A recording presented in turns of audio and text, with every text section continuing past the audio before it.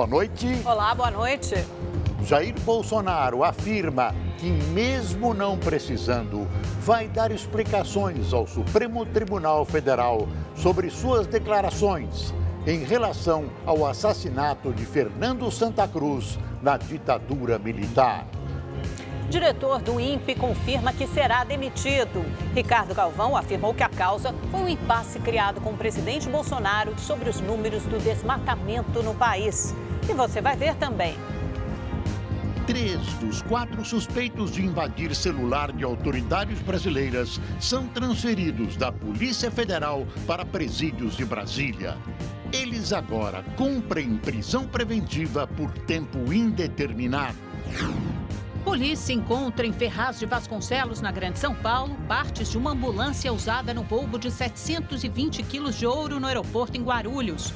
3 suspeitos estão presos. Outros integrantes da quadrilha e o ouro ainda não foram localizados. Forte terremoto atinge a Indonésia. Um alerta de tsunami foi emitido para 4 regiões vizinhas. Nos Estados Unidos, câmera de um carro registra o momento do pouso forçado de um pequeno avião numa avenida movimentada. Essas e outras notícias você acompanha em instantes no Rede TV News.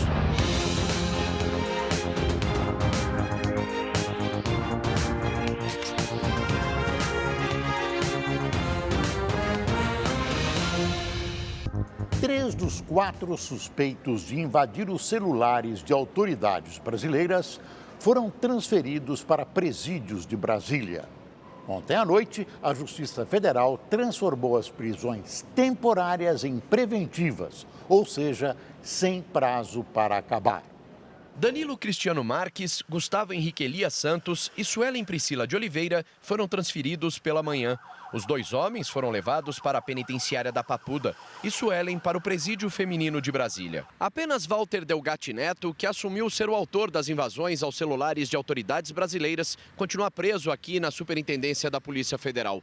Mas a defesa de Gustavo e Suelen já avisou que farão pedido para o casal voltar para as dependências da PF. O advogado afirma que eles correm risco nos presídios para os quais foram enviados. A transferência dos suspeitos ocorreu após o juiz Ricardo Leite, da 10ª Vara Federal de Brasília, transformar as prisões em preventiva, quando não há prazo para a soltura. O magistrado atendeu a um pedido da Polícia Federal, que teve o apoio do Ministério Público. O argumento é o de que foram encontrados elementos concretos de autoria e materialidade do envolvimento dos 4 em diversas ações criminosas que vão além da violação do sigilo telefônico e que podem configurar crime de lavagem de dinheiro e fraudes bancárias. Na decisão, o juiz afirma que, apesar da confissão de Walter Delgatti, existem algumas incoerências que precisam ser esclarecidas. Um dos exemplos é o fato de o laudo pericial ter atestado a realização de quase 6.000 ligações que tiveram como alvo mais de 1.000 números distintos, o que revela a possível atuação de outras pessoas. Além disso, no computador de Walter foram encontrados indícios da realização sistemática de fraudes bancárias. Há suspeitas que o mesmo tipo de crime era cometido pelo casal Gustavo Henrique Elias Santos e Suelen Priscila de Oliveira. Também foram encontradas conversas em um aplicativo em que Walter descreve para Gustavo métodos de fraudes bancárias que praticava usando coleta de códigos SMS. Mensagens também comprovariam que Danilo Marques não atuou apenas como testa de ferro. Há indícios de que ele teve participação direta nas fraudes cometidas pelo grupo. As conversas de aplicativo e todo o material apreendido na Operação Spoofing também serão alvo de apuração do Supremo Tribunal Federal. O ministro Alexandre de Moraes deu o prazo de 48 horas para que a Justiça Federal envie uma cópia de tudo à Corte. Moraes, que é o relator de um inquérito que apura ofensas e fake news contra o STF, disse que a medida é necessária diante de notícias veiculadas que apontam indícios de investigação ilícita contra ministros do Supremo. Certamente há muita coisa que esses facínoras ainda não contaram e que precisa ser investigada. Há no meio jurídico quem ache que, se o STF mandar fazer uma perícia oficial no material ilegalmente colhido, aliás, transforma esse produto ilegal em legal. É um perigo. Outra coisa, não dá para acreditar que o Supremo esteja tentando afastar o procurador da Lava Jato, Deltan Dallagnol, o nome, da chefia da Lava Jato. Seria uma grave interferência em outro poder. O presidente Bolsonaro disse hoje que, apesar de não ser obrigado, vai dar explicações ao Supremo Tribunal Federal sobre suas declarações em relação ao desaparecimento de Fernando Santa Cruz, morto pela ditadura militar. Na noite de ontem, o ministro do Supremo Tribunal Federal, Luiz Roberto Barroso, deu 15 dias para que o presidente Jair Bolsonaro explique as declarações dadas sobre a morte de Fernando Santa Cruz, que é pai do presidente da OAB, Felipe Santa Cruz. Foi o filho quem recorreu ao STF pedindo explicações sobre a afirmação de Bolsonaro de que sabe detalhes sobre a morte de Fernando, assassinado pela ditadura. O que eu falei demais para você? Me responda. O que eu tive conhecimento na época, eu ofendi o pai dele, não ofendi o pai dele. Bolsonaro não é obrigado a prestar as informações. Ainda assim, ele disse que vai se explicar ao Supremo. Mesmo eu não sendo obrigado, eu presto.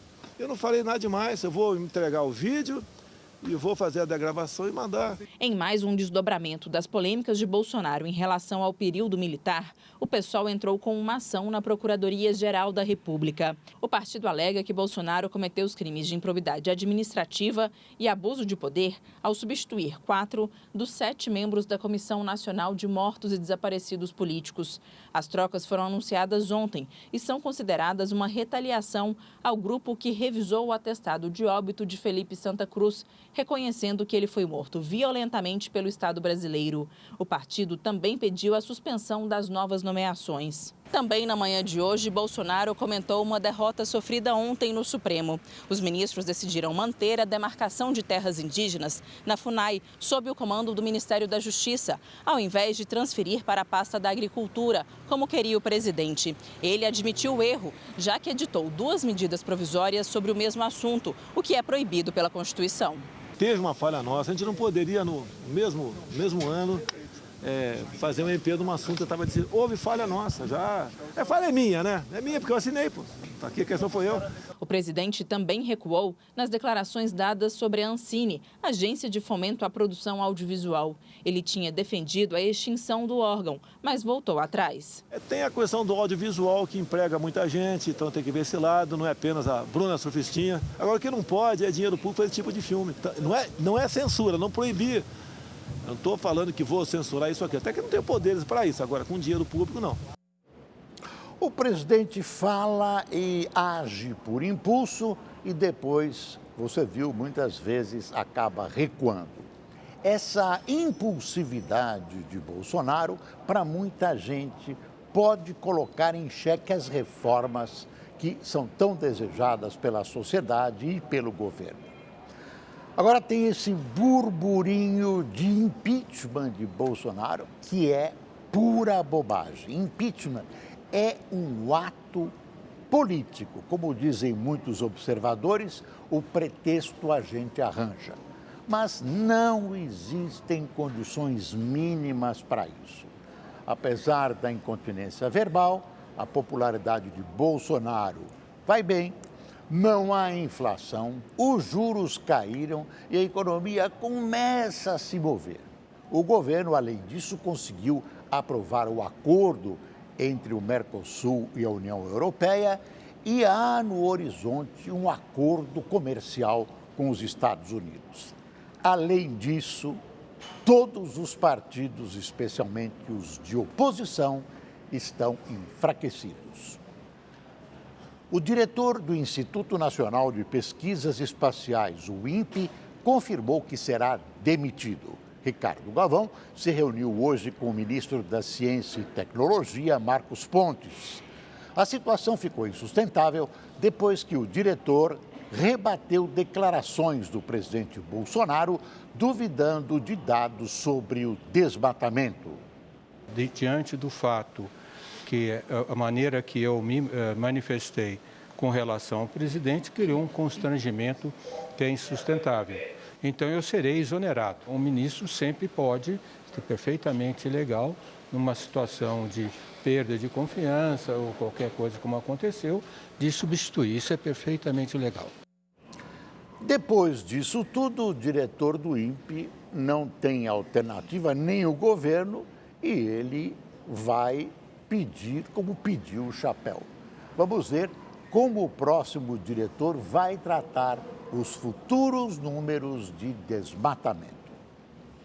O presidente da Câmara dos Deputados, Rodrigo Maia, marcou as próximas 8 sessões para a votação da reforma da Previdência.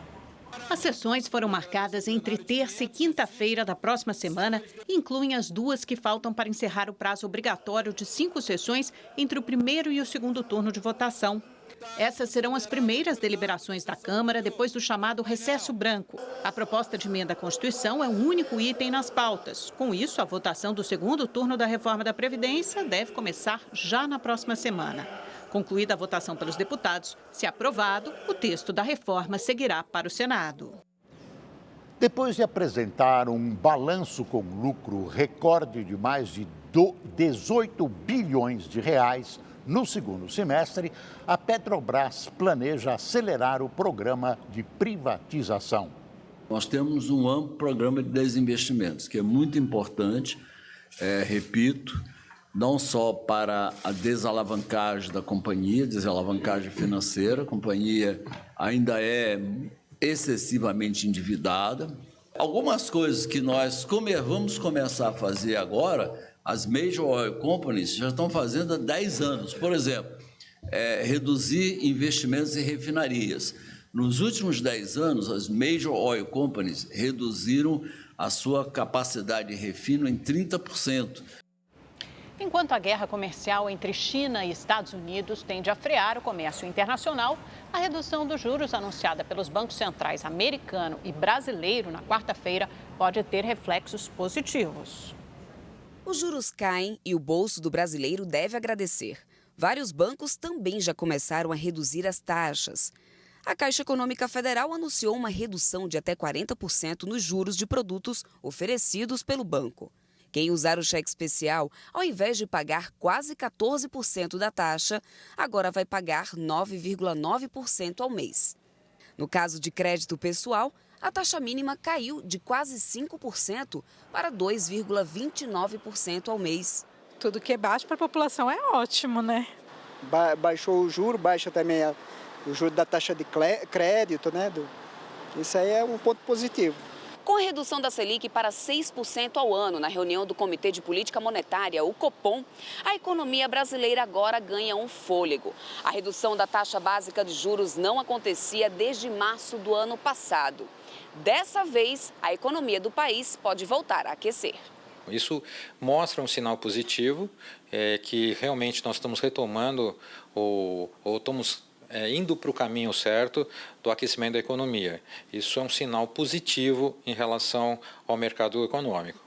Para o vice-presidente de Negócios e Varejos da Caixa, mesmo que não houvesse o corte na taxa básica de juros, o banco revisaria todas as linhas de crédito e reduziria os juros como acabou acontecendo. Antes mesmo de o Banco Central anunciar a redução da taxa de juros básica da economia, a taxa Selic, nós promovemos o anúncio de cortes significativos nas taxas dos principais produtos bancários. Eu acho que essa é uma grande oportunidade, principalmente no que diz respeito ao CDC para a pessoa física e ao capital de giro para a micro e pequena empresa, de essas pessoas e empresas reorganizarem a sua vida financeira e aí terem o cheque especial e o cartão de crédito como um aliado. Para a Caixa, o aumento na confiança do consumidor e na demanda por crédito permitiram as reduções de juros no banco. A tônica dessa gestão é isso, manter resultados estruturais muito fortes e, com resultados estruturais muito fortes, reduzir todas as taxas de todos os segmentos, de todas as linhas de crédito. Esse é o nosso objetivo. A crise financeira em Minas Gerais já provoca reflexos nas refeições dos funcionários da rede pública hospitalar. Por causa de uma dívida milionária do governo, a empresa que fornece o almoço e o jantar decidiu retirar a carne do cardápio. Neste vídeo feito hoje, uma funcionária do Hospital Sara Kubitschek, em Belo Horizonte, mostra o almoço sem carne. Ela comeu arroz, feijão, legumes e ovo. Servidores de outras unidades da Fundação Hospitalar de Minas Gerais relataram a mesma situação. Fiquei surpresa porque só tinha ovo cozido e ovo mexido.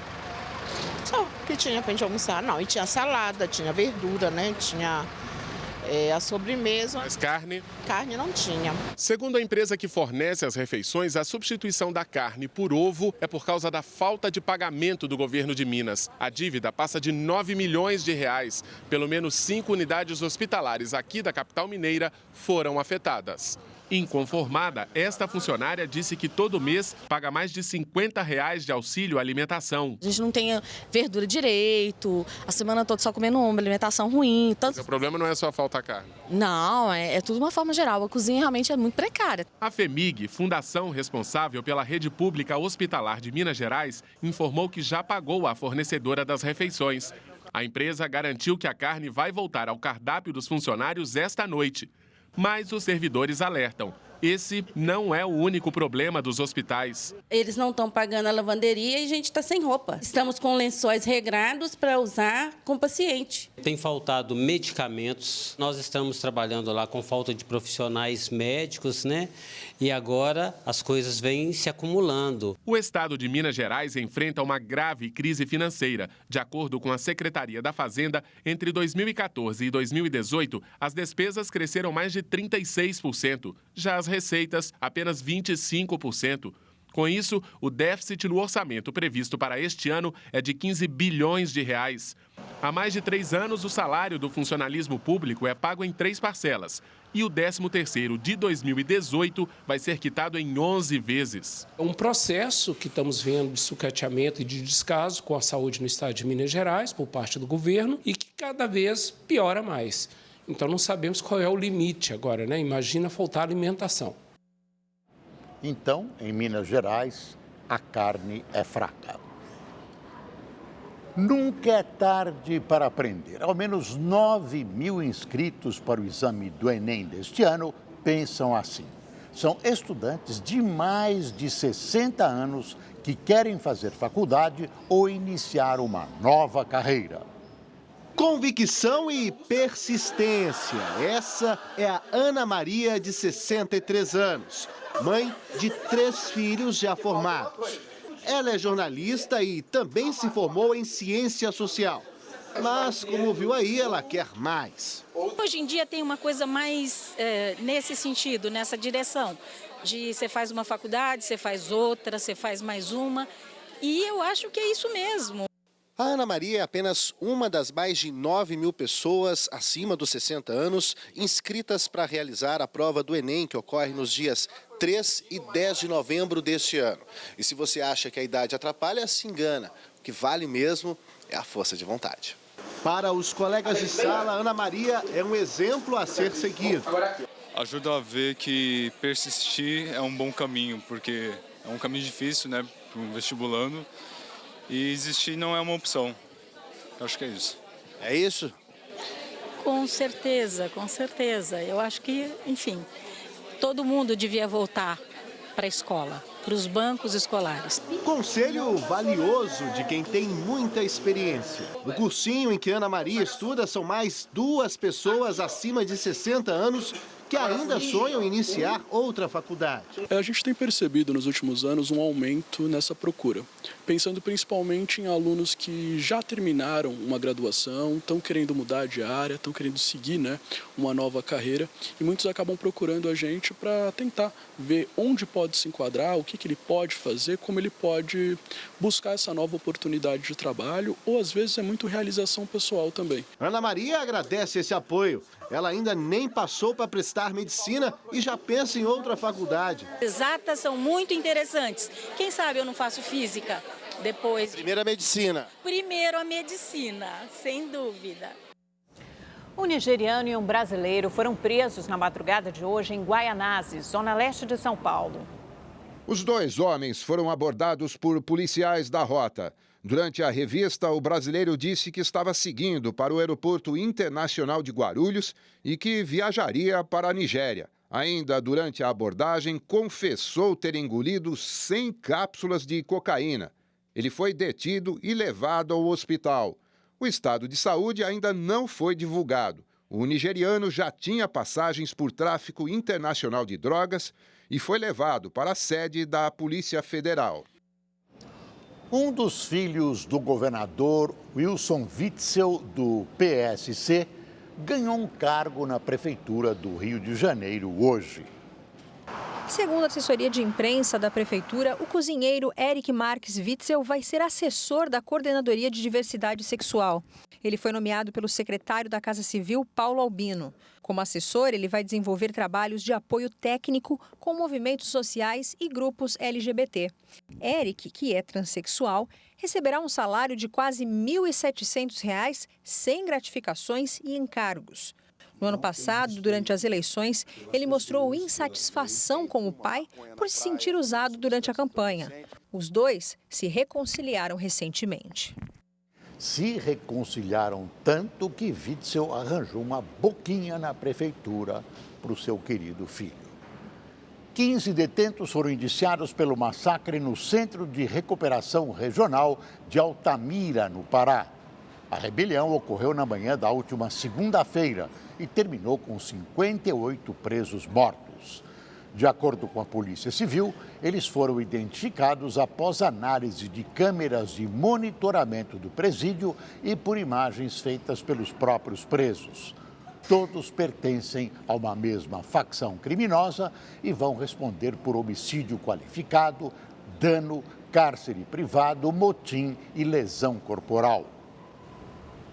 Uma quadrilha atacou uma agência da Caixa Econômica Federal nesta madrugada em Limeira, no interior de São Paulo.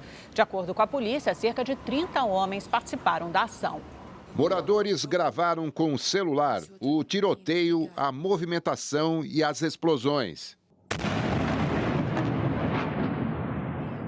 O grupo também fez disparos para o alto.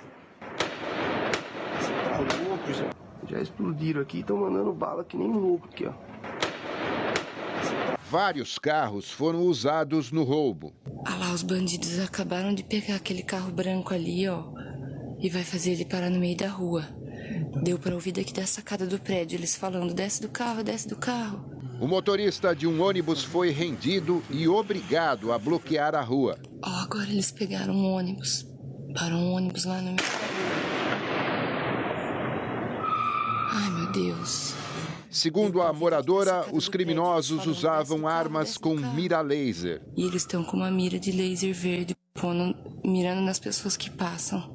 Ninguém se feriu na ação. A direção da Caixa Econômica informou que o cofre estava vazio. Este foi o segundo ataque ao banco em menos de 5 meses. Foram encontradas hoje em Ferraz de Vasconcelos, na Grande São Paulo, partes de uma ambulância que teria sido usada no mega roubo de ouro no Aeroporto Internacional de Guarulhos no último dia 25. As peças estavam no matagal na área rural da cidade. O material vai passar por perícia. A quadrilha, formada por 10 homens, usou roupas e viaturas clonadas da Polícia Federal para entrar no terminal de cargas do maior aeroporto da América Latina. 720 quilos de ouro, avaliados em 110 milhões de reais, foram levados pelos criminosos. 3 homens estão detidos. 2 empregados do aeroporto e um terceiro que teria colaborado para facilitar o transporte do material e a fuga do grupo. Estão sendo ouvidas neste momento, na 4ª Vara Criminal do Rio de Janeiro, testemunhas do caso do assassinato da vereadora Marielle Franco e do motorista Anderson Gomes. Vamos conversar com a repórter Melina Saad, que tem mais informações. Oi, Melina, boa noite. Boa noite, Amanda. Boa noite, Boris. A segunda parte da audiência de instrução e julgamento que julga os ex-PMs Rony Lessa e Elcio de Queiroz pelo assassinato da Marielle Franco e do motorista dela começou por volta das 3 horas da tarde e ainda não terminou. Isso porque o juiz pretende ouvir 16 pessoas. São 4 testemunhas de acusação e 12 de defesa. A primeira a ser ouvida foi a viúva de Marielle, Mônica Benício. O delegado responsável pela primeira etapa dessa investigação, o Dr. Geniton Lages, também prestou depoimento. Esse crime está há mais de 500 dias sem resposta. E o Ministério Público e a Polícia Civil investigam qual teria sido a motivação e se houve um mandante para o crime. Na saída, A Mônica, a viúva da vereadora, conversou com os jornalistas e disse estar confiante. Estou com confiança que o processo está caminhando para a gente fazer a busca de justiça por Marielle Anderson. Obviamente que do campo pessoal é muito difícil, não é uma situação confortável, mas enfim, assim, eu tenho, enquanto testemunha, vítima, eu tenho muito pouco a contribuir de fato para isso, a não ser dos relatos do que é a agenda, o dia a dia da Marielle e de como está esse processo dessa perda. Foi ouvido hoje pela primeira vez na Justiça o homem preso por assassinar a ex-mulher e o filho dela em Belo Horizonte. Durante a audiência no Fórum de Belo Horizonte, Paulo Henrique da Rocha foi questionado sobre a motivação de matar brutalmente a ex-mulher, Tereza Cristina Pérez, de 44 anos, e o filho dela, Gabriel Pérez, de 22, mas preferiu ficar em silêncio. A defesa diz que Paulo Henrique tem problemas psiquiátricos. Faz uso de vários medicamentos, está sendo juntado ao inquérito, ele tem problema psiquiátrico e ainda está abalado. Paulo Henrique está preso desde quarta-feira. Ele foi flagrado quando fugia no mesmo carro e com a mesma roupa usada no crime. A arma que o acusado levava é do mesmo calibre das usadas nos assassinatos da ex-mulher e do filho dela. Tereza e Gabriel foram mortos a tiros na noite da última segunda-feira. A Polícia Civil deve concluir o inquérito na próxima semana. Vamos saber então como fica o tempo neste final de semana? A Gabriela de França tem as informações. Olá, boa noite para todo mundo. Final de semana com chuva e friozinho em grande parte do Brasil. E o dia já começou desse jeito no sul do Brasil. Inclusive, teve aí registro de chuva congelada e até o início da neve aí nas regiões serranas, gaúchas, no comecinho dessa tarde. Pode nevar ainda agora à noite e amanhã pela manhã também. A chuva para no sul do Brasil nesse sábado, o tempo fica firme, tem previsão de geada nos 3 estados e as temperaturas caem mais, vai fazer ainda mais frio em Porto Alegre, mínima de 7 graus, não passa dos 14. E o ar polar vai avançar pelo Brasil aí nos próximos dias, vai espalhar bastante frio, né? Temperaturas em queda, não só no sul do Brasil, mas também no sudeste, no centro-oeste, até em áreas do norte, como Rondônia e o Acre. Na capital Rio Branco, depois do recorde de calor, vai cair a temperatura. No domingo, mínima de apenas 10 graus, não passa dos 26. Até em Cuiabá, que costuma ter aí bastante calor, né, as temperaturas mais altas pelo Brasil, olha só, choque térmico, mínima de 8 graus, máxima de 27.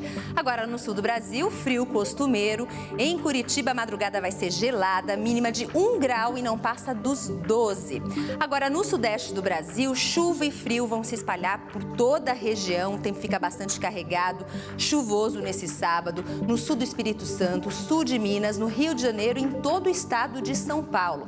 Na capital paulista, as pessoas já começaram a sentir a mudança no tempo agora à noite. Vem chuva, essa chuva continua durante todo o sábado, só vai começar a parar, diminuir aí no domingo e vai fazer bastante frio nesse final de semana, mínima na casa dos 10 graus, no domingo não passa dos 15.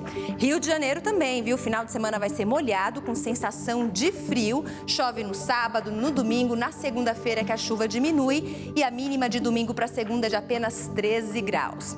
Nas outras áreas do Brasil, sol e calor predominam. A gente continua com as pancadas de chuva aqui no extremo norte e no nordeste vai fazer bastante sol, calor de 32 graus em São Luís, vai dar praia em Fortaleza com 30 graus. Agora o tempo ainda fica mais carregado nessa área mais escura aqui na costa leste, entre o Pernambuco e Alagoas. Portanto, pode causar mais transtornos aí para Maceió, onde choveu muito hoje, as ruas ficaram completamente alagadas. A gente vê aí nas imagens, o trânsito ficou bastante complicado.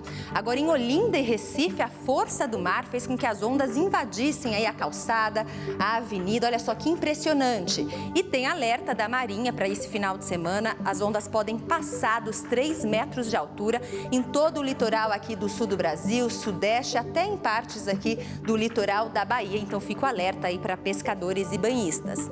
Eu fico por aqui, uma ótima noite para você, com sol, com chuva ou frio. O importante é você aproveitar o final de semana. Te vejo segunda. Até lá. Tchau, tchau. Começou em São Paulo a tradicional Festa das Cerejeiras, as flores símbolo do Japão. Até domingo, a celebração da florada do Sakura recebe os visitantes com música, danças folclóricas e comidas típicas do país oriental.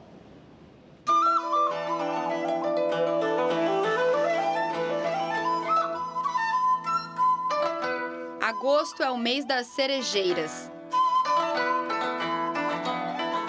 São mais de 4.000 árvores que desabrocham no bosque do Parque do Carmo, zona leste da capital paulista. Também conhecidas como sakuras, elas são um forte símbolo da cultura milenar japonesa.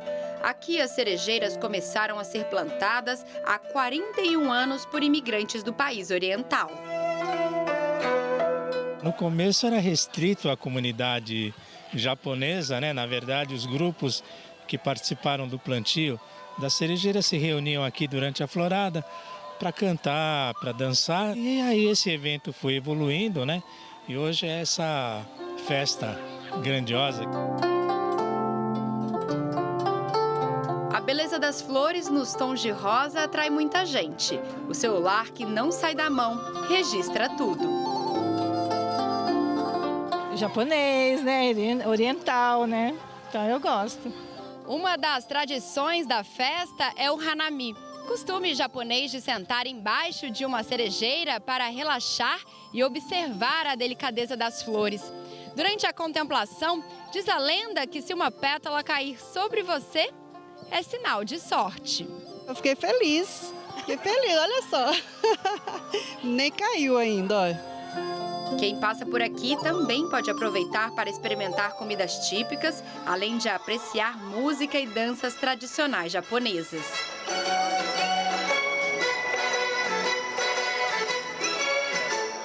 Bem legal e é bem divertido aqui. Sair, relaxar um pouco, sentir um pouquinho do ar fresco é bem melhor.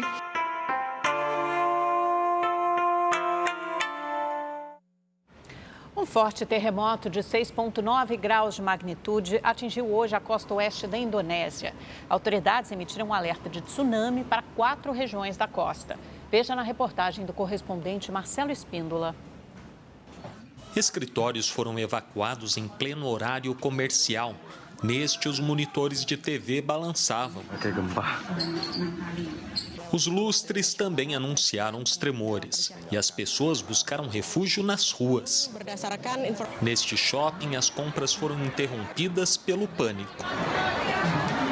O terremoto pôde ser sentido nas ilhas de Java e Sumatra. O epicentro foi detectado a 59 quilômetros de profundidade e a aproximadamente 230 quilômetros da cidade de Teluk Betung. Em um pronunciamento, a Agência de Meteorologia da Indonésia orientou a população a se manter calma e a não confiar em notícias falsas. O tremor durou cerca de 40 segundos e atingiu também a capital Jakarta, a quase 400 quilômetros de distância do epicentro. Segundo o Conselho Nacional de Desastres da Indonésia, as pessoas foram orientadas a saírem do litoral e, nas demais regiões afetadas, a fugirem para os lugares altos.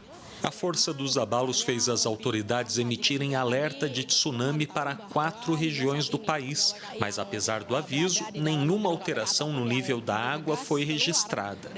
Também não houve registro de vítimas ou grandes danos, mas o susto foi inevitável. Há menos de um ano, cerca de 2.000 pessoas morreram no terremoto e tsunami que atingiram Palu e Donggala, na ilha de Sulawesi. Em 2004, um tremor de magnitude 9,1, perto da costa da ilha de Sumatra, gerou um tsunami que matou cerca de 230.000 pessoas em 14 países. Com 17.000 ilhas e ilhotas, a Indonésia é um arquipélago que faz parte do Anel de Fogo do Pacífico, região que concentra a maioria dos terremotos e atividades vulcânicas do mundo. Marcelo Espíndola, de Macau, para o Rede TV News. Estados Unidos e Rússia abandonaram o Tratado das Forças Nucleares de Médio Alcance, assinado há 32 anos no fim da Guerra Fria. O cancelamento do acordo aumenta os temores de uma nova corrida armamentista. Veja na reportagem da correspondente Luciana Camargo. O secretário de Estado americano Mike Pompeo anunciou a retirada formal dos Estados Unidos do tratado durante um fórum regional em Bangkok.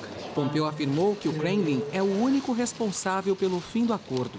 Os americanos acusam os russos, por anos, de desenvolver um novo tipo de míssil que violava o pacto. Já a Rússia disse que a decisão era uma iniciativa da Casa Branca, que, segundo o Kremlin, recusou a proposta de declarar uma moratória na instalação de mísseis nucleares de alcance médio depois de deixar o tratado.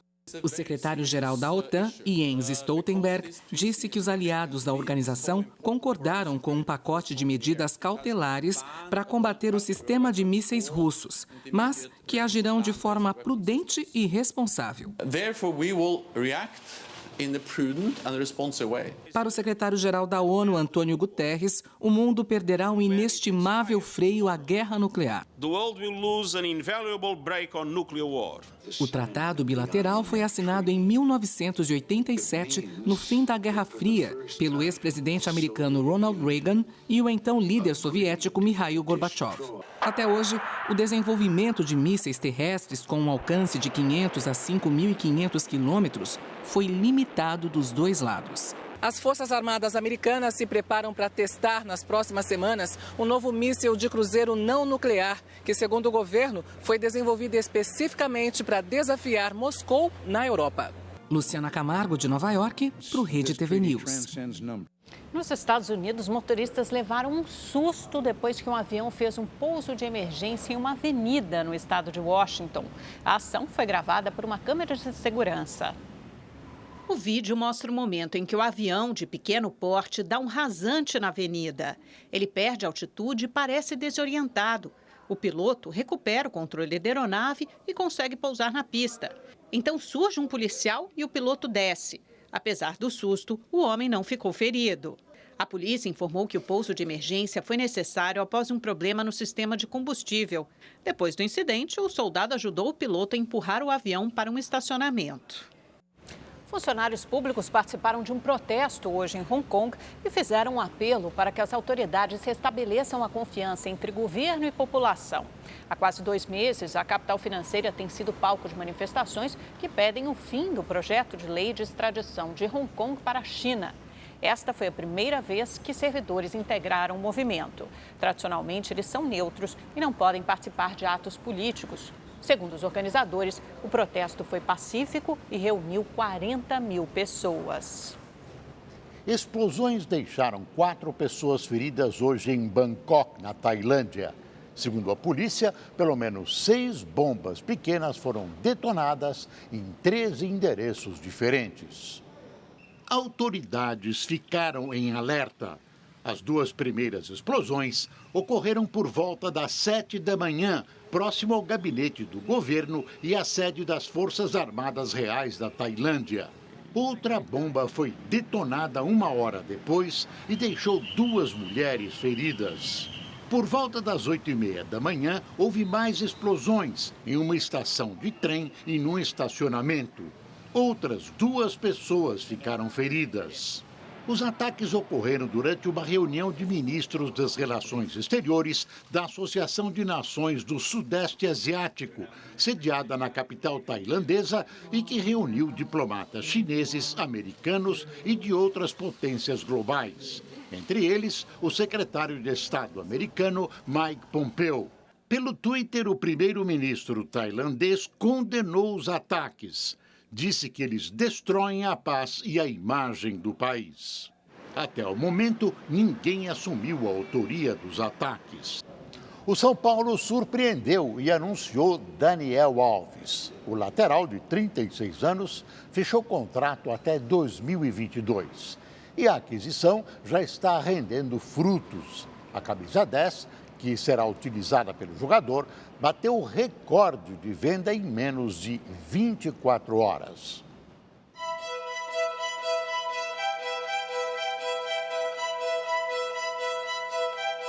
Um verdadeiro campeão da vida. Aos 36 anos, Dani Alves realizou mais um sonho de infância: vestir a camisa do time de coração. Eu poderia ter escolhido qualquer lugar para jogar, mas eu escolho voltar para o Brasil.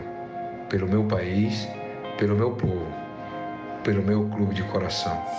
Junto com o tão sonhado contrato, vem um salário astronômico, R$1,5 milhão por mês. Uma valorização que ele jamais imaginaria ter após as dificuldades do começo de carreira.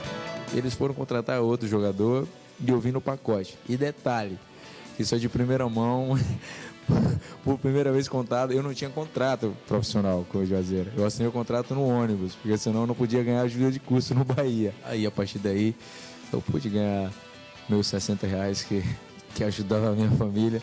Família que até hoje se orgulha do maior vencedor de títulos do futebol. Foram 40 ao todo. Entre eles, 3 Champions League, 3 Mundiais de Clubes, 5 Copas do Rei da Espanha, 6 campeonatos espanhóis, 2 franceses. Mas a última conquista virou a mais especial. Em 2019, Dani Alves não só venceu a Copa América com a seleção brasileira, como foi eleito nesta idade o melhor jogador do torneio. Parabéns pro Dani, o Dani incrível, sangue de garoto. Eu acredito que a velha escola continua viva. Um exemplo que ele quer transformar em desafio na volta ao futebol brasileiro. Jogar no Brasil é muito difícil, porque as pessoas são muito resultadistas, tudo é questão de resultado. A pressão pode virar incentivo para Dani Alves. A personalidade forte é uma das principais características do lateral, que chegou até a xingar o ex-atacante Alan Shearer, depois do inglês criticar Fred e a seleção brasileira durante a Copa do Mundo disputada aqui no país. Com relação a esse comentário, esses são os comentários mais babacas que um pode escutar, de alguém que jogou futebol. Seleção que não sai do sangue do atleta, que fica no tricolor até 2022 para realizar o último sonho da carreira, disputar a Copa do Mundo no Catar e, quem sabe, trazer o título para coroar a trajetória de um verdadeiro campeão da vida. Uma cidade na Polônia prometeu premiar o primeiro casal que tiver um filho do sexo masculino. Imagine só, curiosamente, há quase 10 anos, o município só registra o nascimento de meninas. A cidade, localizada ao sul da Polônia, abriga hoje apenas 300 habitantes, a maioria mulheres. Autoridades afirmam que desde 2010 não é registrado o nascimento de nenhum menino. Além de inusitada, essa situação gerou preocupação em relação a quem vai assumir no futuro o trabalho nas lavouras. Segundo a prefeitura, quem der à luz o primeiro filho menino terá uma boa surpresa. O Rede TV News fica por aqui. Uma ótima noite para você. Boa noite e até amanhã.